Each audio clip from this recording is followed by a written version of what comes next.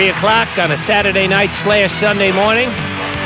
That must mean it's wrestling time here on FAN. Jody Mack with you. Rich Mancuso will join us, as will Dave Meltzer of the Wrestling Observer newsletter. We'll get Dave's thoughts on the WCW and the WWF. One coming off a big pay-per-view show, one heading toward one. Lots of doings, lots of shakings in both of the two major federations.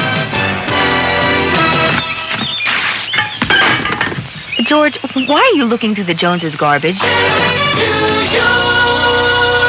8 after 3 here on FAN. Jody Mack in our wrestling hour with Rich Mancuso. Hello, Rich. Hi, Jody. How are you? Good, and you? And on the telephone line with us as well is Dave Meltzer of the Wrestling Observer newsletter. Hi, Dave. How you doing, Jody? I'm good, and yourself? Real good, real good. Good. Dave, well, let's kick it off talking WCW first here tonight. They're coming off their Halloween Havoc card. What do you think of the card overall? Overall, I thought it was, it was better than it looked on paper, but I would just say it was a so-so show. Were you surprised when Paulie Dangerously came out? A lot had been made of his situation with the WWF. Some people are now speculating that it might have been a hoax all along, that there never was a problem, and they did this just to build interest in the Halloween Havoc show. No. I mean, they had, he was suspended, and there were letters going back and forth and everything, but what happened was that, the reason he was suspended was somebody, Jerry Jarrett or Jerry Lawler or something said something, and they realized that, he was accused of something that he didn't do, and it was pretty obvious he didn't do it. So I think that those in WCW realized that there was no reason to suspend him and brought him back. Plus, I think they wanted a new manager all along anyway. But David, we had a press conference in New York last Friday, and Paulie stated that he was given WCW 72 hours to make a decision. So apparently they must have made the deal the Saturday night prior to it or early Sunday morning of last week. But most people I spoke to this week were stunned to see him at Halloween Havoc. Well, the negotiations to bring him back started before the press conference. I know that they started like the Wednesday before the pay-per-view. But the deal actually wasn't finalized. He flew down to Chattanooga, I believe, on Saturday.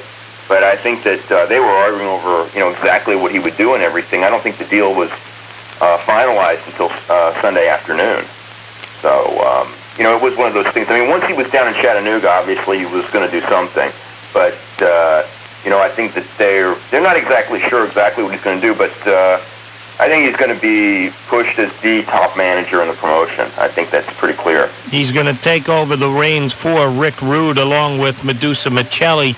Do you think that's what Paulie wanted to do, that he wanted to stick with the managing and stay out of the broadcast position? No, Paulie wanted to be a broadcaster, but the company wanted him to be a manager, and as it all worked out, the chance to manage Rick Rude, I think, was enough for him to come back. And he's going to be managing other people, too. I think that they're going to add probably at least 2 or 3 other names to that list between now and the end of the year.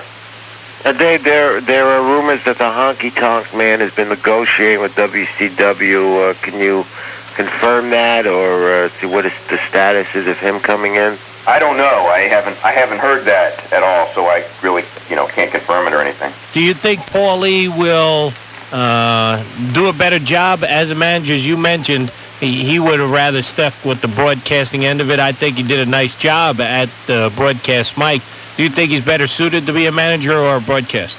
Well, I think for that company, he's more valuable, that company, as a manager. They really didn't have a strong manager, and he has the potential to be, with Bobby Heenan kind of stepping aside and Jim Cornette doing other things, he really has the potential to be the best manager as far as like interviews and all that in the whole business. So I think that for what WCW needed, it was better, that's the better role for him. Was there ever a time in this brief suspension where the WCW felt that, hey, we got to get him back or he's going to WWF? I don't know. I don't know if they ever thought about that, but I think that at some point, if they didn't bring him back, I think that Vince McMahon knows what he's doing, and I think that he would have wound up there, yeah. Which matches did or didn't you like on the Halloween Havoc card? Well, I think Bobby Eaton and Terry Taylor was probably the best match on the show. Like Lex Luger and Ron Simmons and Dustin Rhodes and Steve Austin was a real impressive match. And Jimmy Garvin and Johnny B. Bad really surprised me. I didn't expect that to be nearly as good as it was. On the bad side, I just didn't care for the Chamber of Horrors and some of the other matches, which on paper looked like they would be bad. You know, they were short, but they were, you know, they didn't really have a chance. Hey, Dave, I got to agree with you. That Chamber of Horrors match, I think, was a real horror in itself.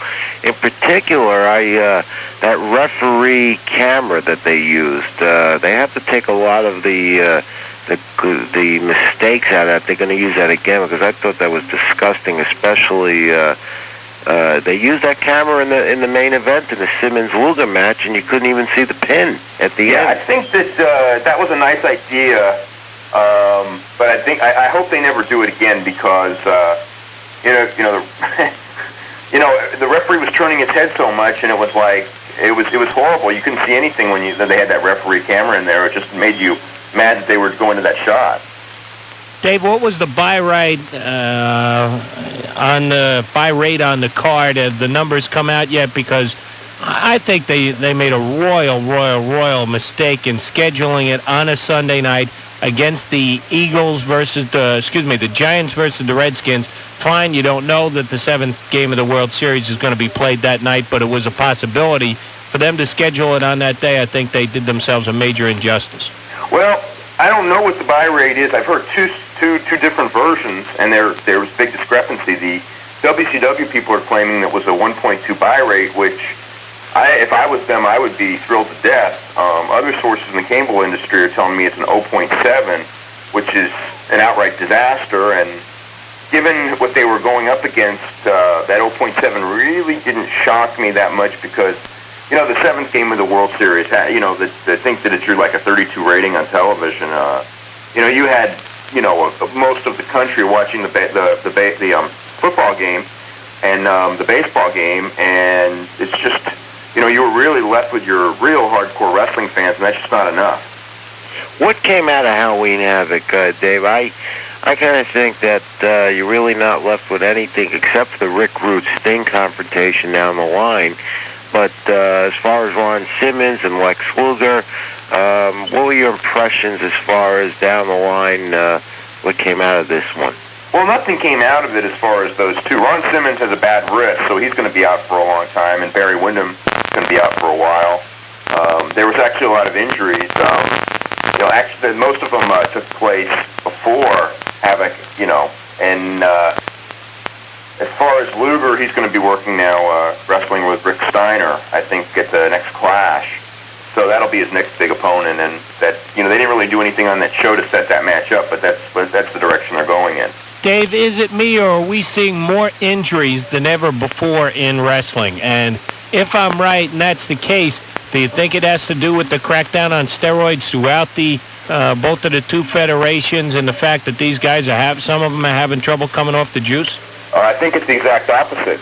We are having more injuries, and I think it's because they're not cracking down on steroids. And what happens is the guys who are getting hurt in almost every case are the guys, you know, with some exceptions. The injury to Barry Windham, which was a crushed wrist, that's not a steroid injury. A bone injury would not be a steroid injury, but a muscle tear, a tendon problem, I mean, those are classic steroid injuries, because what happens when you're taking steroids is that your muscle size overloads your tendon and ligaments, and it creates an imbalance, and something goes. And you know, I think we've had a plethora of them, and I think it's because the companies are not cracking down on steroids. They're still, you know, pretty well encouraging it.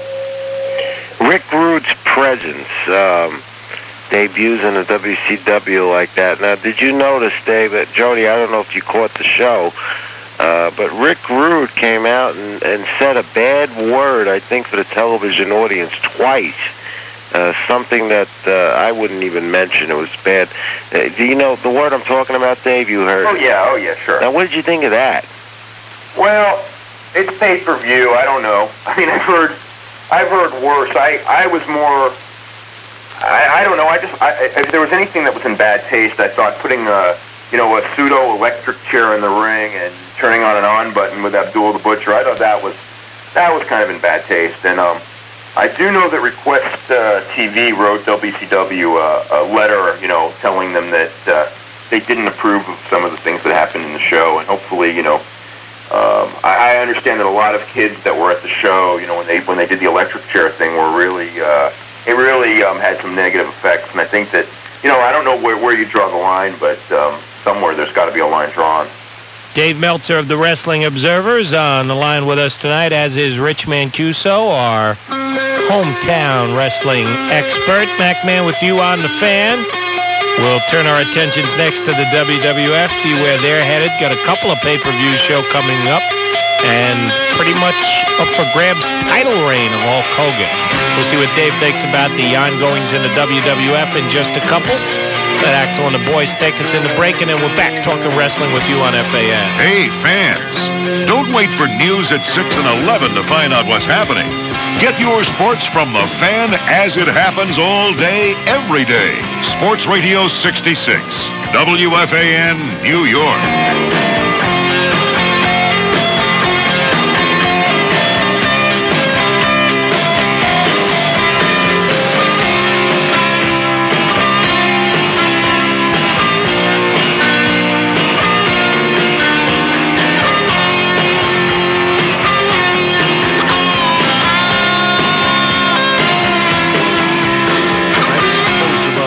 If you're like me and you love the good life, excitement, and VIP treatment. 20 after 3 on the Fan. Jody Mack, joined by Rich Mancuso and Dave Meltzer, talking wrestling tonight. Dave, in the WWF, they've got 2 pay-per-view cards, and the Royal Rumble is set for almost everything except the main event. The injury to Sid Justice has thrown everything into a bit of a tizzy in the WWF. What do you see coming out of the Royal Rumble, and how will that affect the other pay-per-view card that they've got scheduled? Well, I'm not exactly sure what's going to happen on the second pay-per-view card, other than something's going to happen on the first one, which will, I guess, necessitate a second one. It's going to be interesting. It's the first time that they've had a Survivor Series where they've had they've pulled the star Hulk Hogan out of the 8-man tag and put him in an individual match, and I think that there's a reason for that. And the rest of the show, I guess they're going to have to put a replacement in there for Sid Justice and a replacement for Rick Steamboat. So they've got 2 spots to fill. I would assume Tito Santana will fill the spot for Steamboat. Now, Dave, this whole situation now with Justice out, setting up Hogan Undertaker, of course, and then December 3rd, their other pay-per-view event. The Macho Man Randy Savage is going to be reinstated. We could see that happening. And we also, I got hold this week. I spoke to somebody, told me that the Ultimate Warrior may be pressed into action shortly again because of the injury to Justice. Now, if that be the case, how does this all set up? I really don't know where they're headed, but I do think that it makes sense that the Ultimate Warrior would have a better bargaining position with Sid out for a while. Those 2, boy, it's going to be hard. I don't know. I guess they were going to bring them back anyway, but the way they do their business, if the Ultimate Warrior, Sid, Justice, and Randy Savage are all around at the same time, and Hulk Hogan's around, there's going to be 2 of those guys that are not in the main event, and it's going to be real interesting to see which 2 they are, because all of them seem to be were positioned at one point recently all as headliners. With the fact that Hogan's movie did not do well at the box office, does that signify the fact that he's going to stay involved and stay as champion? It could. I don't know. I mean, he still has 1 or 2 movies that he's already contracted for, and he's not dead in Hollywood. He's just not being looked at as as strongly as being as strong a box office star. I think that there were some people, based on the No Holds Barred, who thought that Hogan's name would be enough to be a big box office success, and now I think, he's going to have some more chances, but, the jury's more out, I guess. He didn't do himself any favors. Does Ric Flair go into WrestleMania with the championship? What do you think? I don't know what they're doing, but if I was in charge, yeah, I think that the best drawing possible match they would have would be Ric Flair's champion defending against Hulk Hogan, with Hulk Hogan saying that if he doesn't win the title, he retires. And I think that that's the match that would do more business than any other possible match they can have. Now, whether they're going to do that or whether they have a better idea, I don't know. Now, to do that, do you think that Flair would take the title from Hogan? If they give it to the Undertaker, then you've either got to have a short-time good guy champion and or have a bad guy match between Flair and the Undertaker, and I don't really see that happening. Well, I don't see Flair and Undertaker at all. I don't think there's any chance of that. I mean, I guess there's two scenarios that you could look at that are possibilities. I mean, one is that Hogan would lose it to Flair. The other is that Hogan would lose to Undertaker, who would lose to a good guy who Flair could beat, which is an awful lot of title changes in a short period of time to do. Right. So, but those seem to be, if Flair is going to go in as champ, which I think is still, less than a 50-50 chance, but those would be the two ways it could happen. If that were to happen, the second of your two scenarios, who do you think they'd push into services and have to give him a real quick push to a championship as that other good guy? Well, Sid's out of the question. So I would say, of all the ones that got there, considering it would be Undertaker who would be the villain they would have to beat, Savage. Savage, how about possibly Piper, because you've already got he and Flair in their little battles? I would say no right now. I think there's reasons that I think everyone's kind of disappointed in the drawing power of Flair and Piper, and I think that that's one that they may not want to go with. Maybe as a super long shot Warrior, but he's been gone, and I think to throw him back in and make him champion right away, I don't see that happening. I think that if it goes that way, boy, it sure looks like Savage would be the best bet. I don't see it. I agree. I think Savage, Dave. That would be the choice at this point. You saw the match last week in Los Angeles between Flair and Hogan, right? Well, I saw the Oakland match. I didn't see the Los Angeles match. Okay. I saw the second. I guess it would be the second one. Right. Well, two things. How was the crowd and how was the match? Well, the crowd in Oakland was just a few hundred shy of a sellout, and it was a good match. It wasn't, we've all seen Flair in much better matches, but I enjoyed it. I thought it was, a pretty good match. In Los Angeles the next night, they had, about 12,400 paid, about 14,000 in the building. So it was a few thousand shy of a sellout. So it didn't go in there and do, the big, selling out a day in advance, all-time record business that some people thought maybe it would. At the same time, it's drawing a lot more fans than anything else in present-day wrestling is doing. Were the matches themselves good? How did they decide them? Well, the two in California both ended with Flair pinning Hogan by using a foreign object, and then they reversed it when they caught him with a foreign object, and Hogan went on disqualification. And I heard they were both good matches. Do you think the fans would rather see a Randy Savage, Jake Roberts confrontation or a Randy Savage, Ric Flair confrontation at this point? At this point, I would say Jake Roberts, only because that's what's been built up on television. And the feud, the feud is so strong, because of what they did at the wedding thing, and also what will air, I think, on television in the next week or two, where Jake pulls out the Cobra and it bites Randy Savage in the arm and everything. So right now, I would say, people want to see Randy Savage get his hands on Jake Roberts. And the thing they're doing with Hogan, and just before Survivor Series, Hogan's reaching out to the Lord.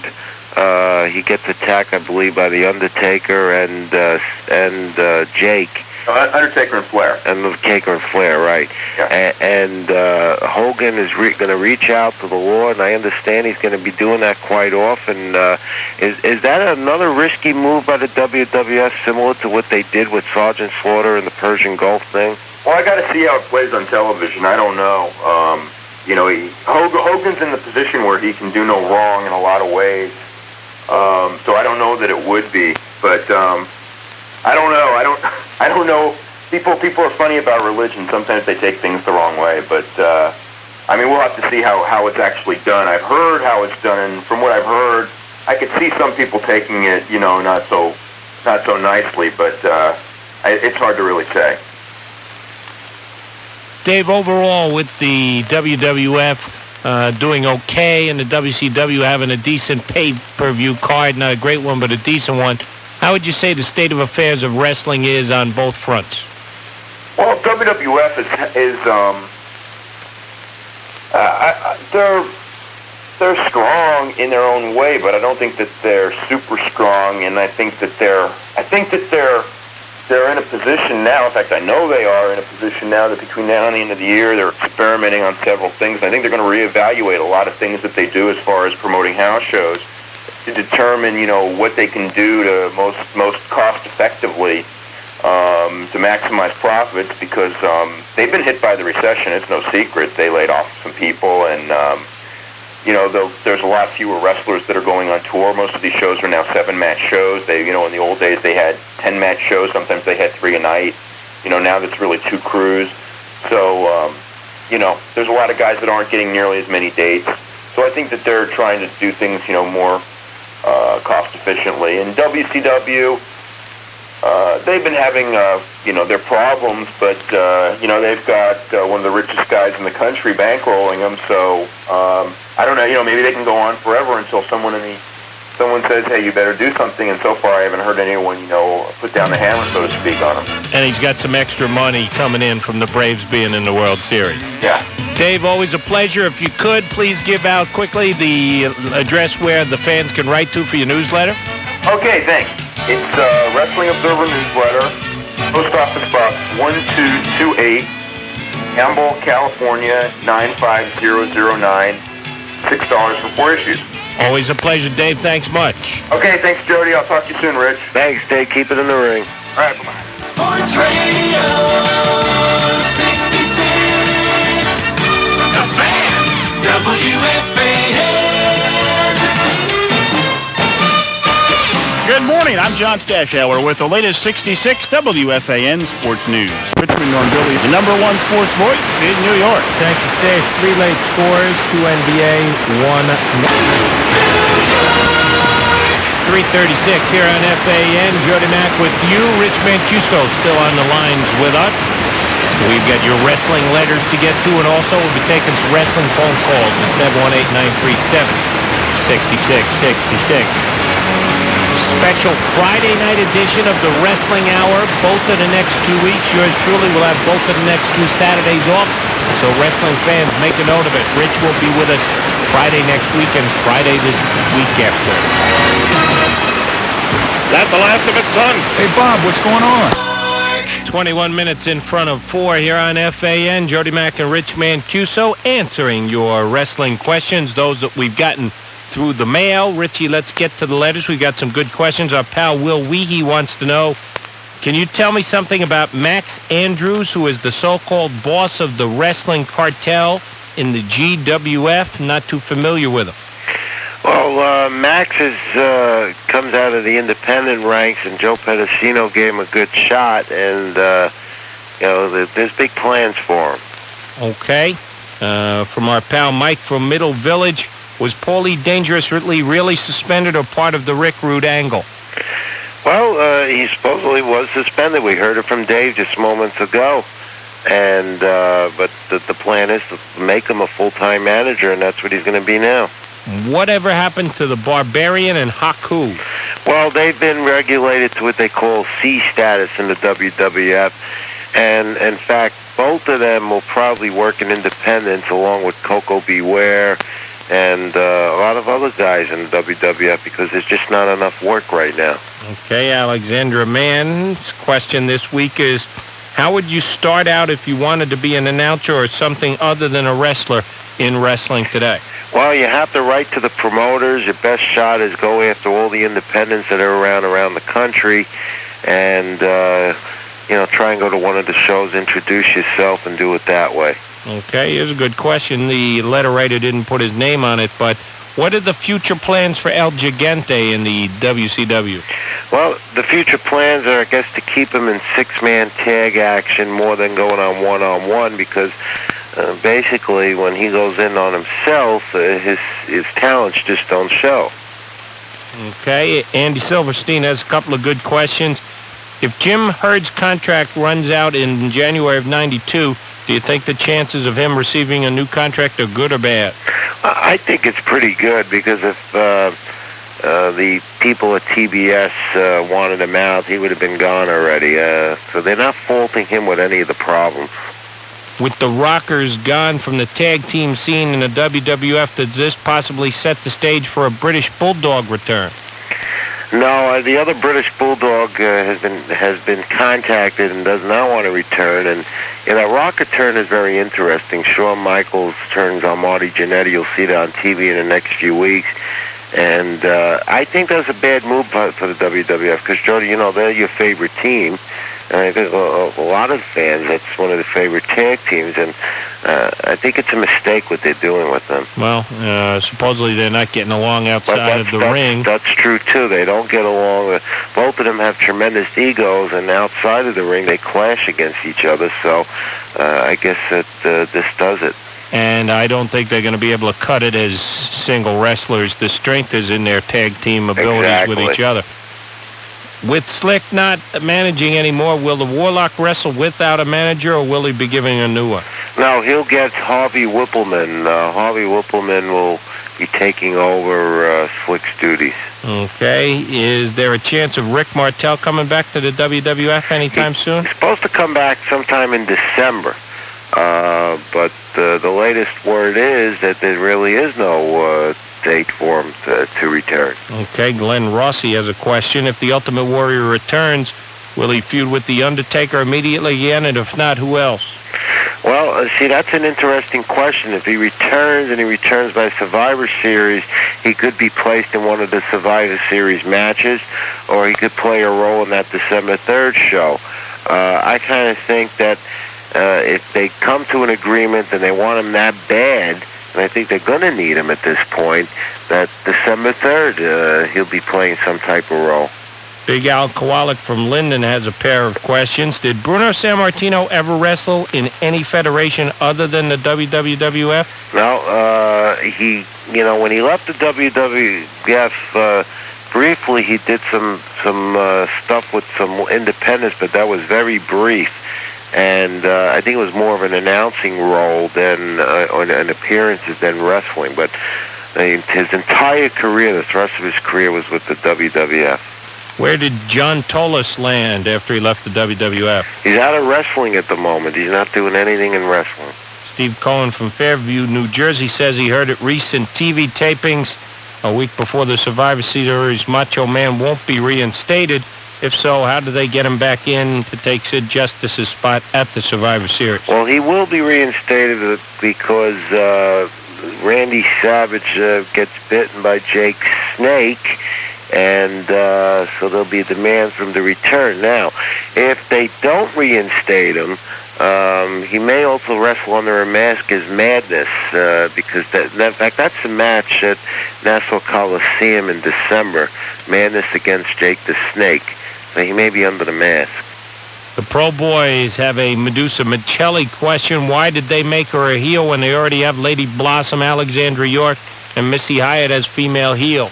I think Medusa fits this role quite well, and she is the domineering female in professional wrestling, and that's why this role would be perfect for her in the WCW. You don't think she could play a fan favorite? I think she could, but and eventually I'm sure she'll turn. She does have a nice contract too, which is very rare for a female wrestler in a major federation, with the exception of Sherry Martel. Huey the Hitman's got a couple questions for us. Who will the Matador feud with in the WWF? Well, I thought it would be Conan, but now with Santana out of action, with Steamboat gone, Santana's going to be taking his place. So in the Survivor Series showdown, let's see, we had Steamboat was supposed to be on one side with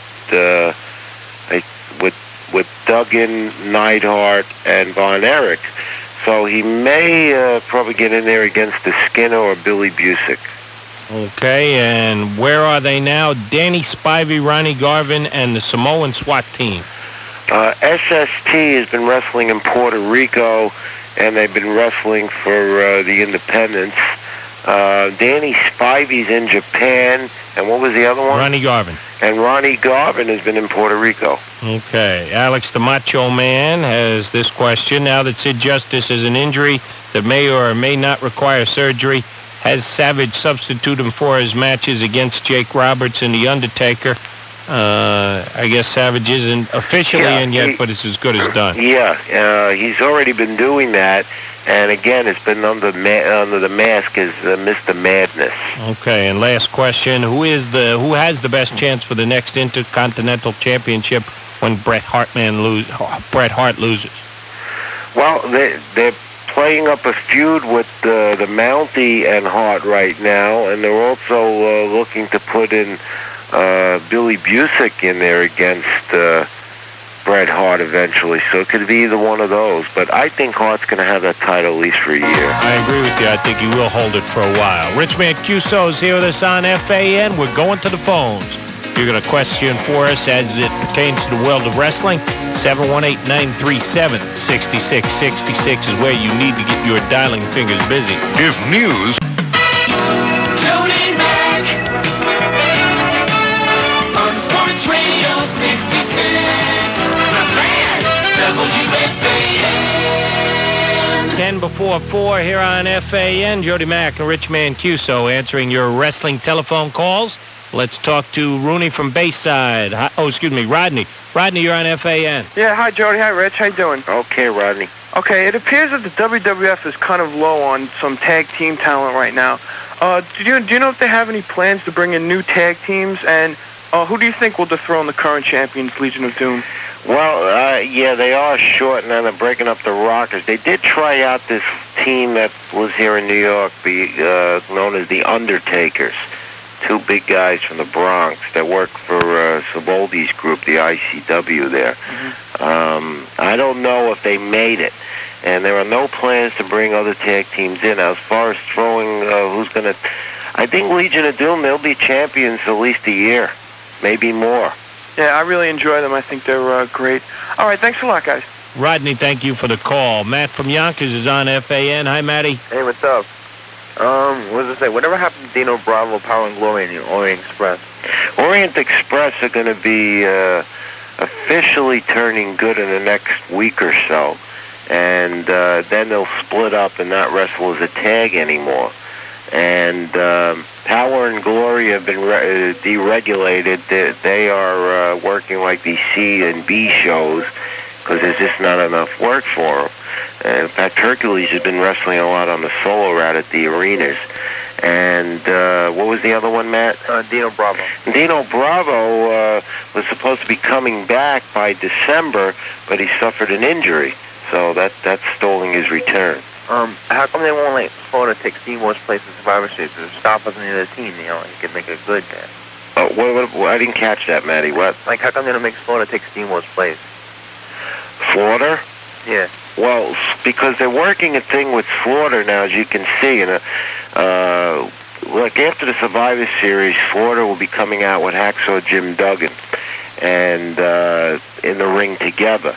And you're supposed to get support Slaughter again. So what they're doing with Slaughter is going to try and turn him good again, and Colonel Mustafa and him will start going into a feud. And how long before Kurt Hennig comes back?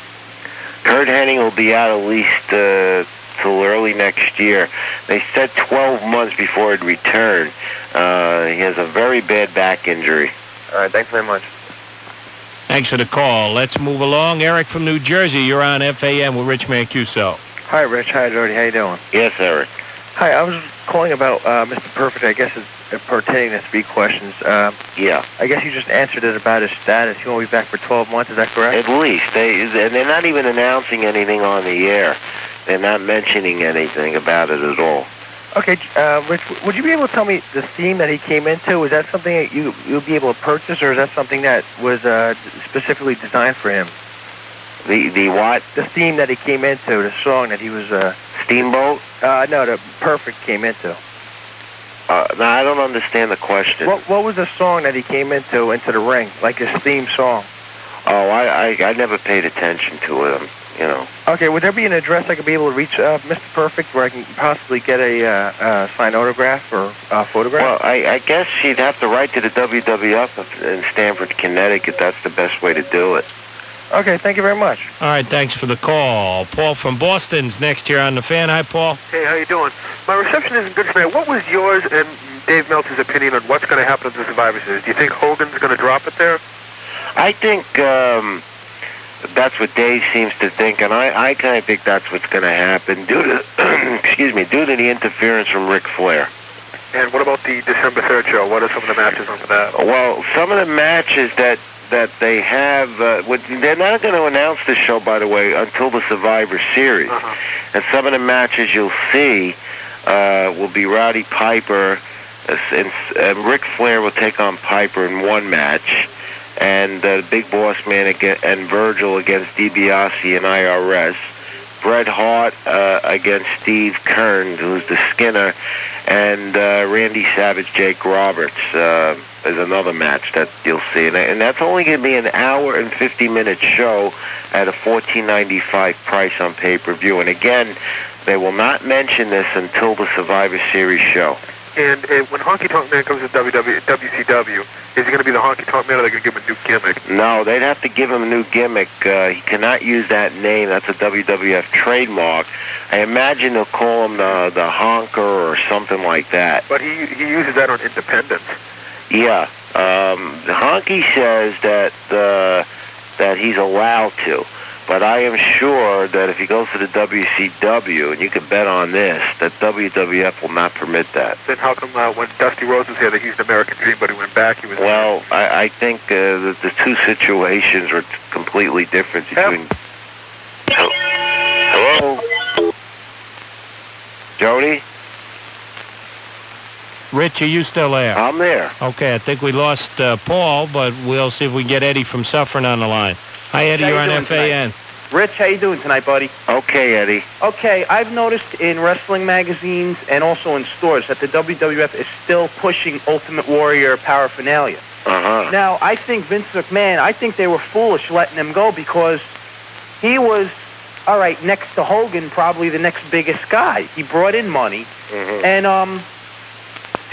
actually, is it definite he's coming back? And if he doesn't, where does he go from here? Well, he's been home in Phoenix, Arizona. Okay. Now, as far as definite coming back, they're negotiating with him again. He was in the offices last week. And the reason he's got to come back now, and this is the feeling, is because Justice suffered this injury.